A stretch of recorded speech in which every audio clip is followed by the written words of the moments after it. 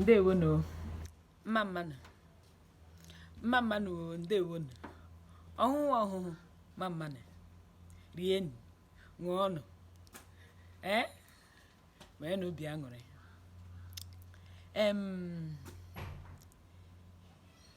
asụsụ anyị a dịkwa n'oke ụjọ abịala anya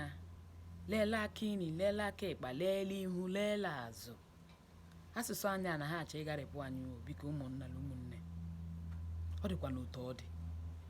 asụsụ anyị na-eji anyị maa njakịrị ya chọọ ka afụ ihe asụsụ anyị ala chọrọ ịkpọ ka anyị ji chọrọ nnọọ ka anyị hapụ ya were ashọpere okwu ndị ọzọ tụfuo ya mbana ọkwanụ ihe mere na nji ise ka m mepee ọgbakọ a ka anyị jiri ya kwanụ na-eji ala asụkarịta asụsụ a ebe ọbụla onye ọbụla nọ ka ọ na-asụ ya ka anyị na-amata ya ka anyị hapụ ichefu ya ya kwa na asụsụ anyị ya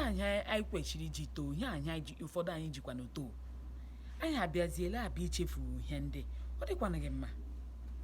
ụmụnne m na ụmụnna m unu lene ya na m atụlene ya biko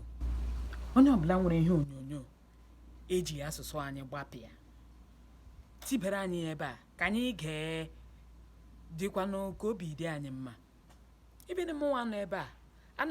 ana m aghọjọgharị onwe m sefla dị asụsụ so biko ana m ayọ anyị ana m achọ iji ohere a gbulie mmụọ onye ọbụla elu ma ndị ma ede ma ndị ma asụ biko onye ọbụla bịaranụ unu batala this forum tibaki ede weta vidio mee ya upload ka ndị mmadụ ege ka ndị mmadụ amụkwa anyị ege ịsụọ ma ịsụtaghị achịkwa ọchị akọretikwa gị ka anyị siri ohere a amụta ọ bụrụ naanị ma ọla anyị nọ n'ụlọ la anyị gara ala ugwu ka anyị ga-eso asụsụ ebe ọbụla anyị nọ ka anyị asụ ya ọ bụrụ naanị ugwu ka anyị asụ asụsụ a ebe ọbụla anyị nọ ka anyị asụ ya la asụsụ anyị achọgbule ọkwa na asụsụ bara uru ọ sụla one of the best asụsụ na Nigeria biko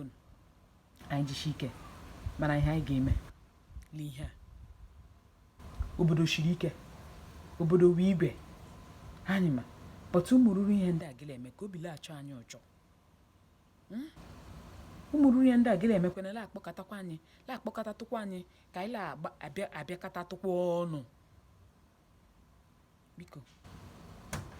onye ọbụla nwere ka ọ nwere ya sụọ ya ede ya ewere ya mee ya upload ka anyị ege obi atọkwana anyị ụtọ ka anyị amụtakwanụ biko kụziere ụmụ unu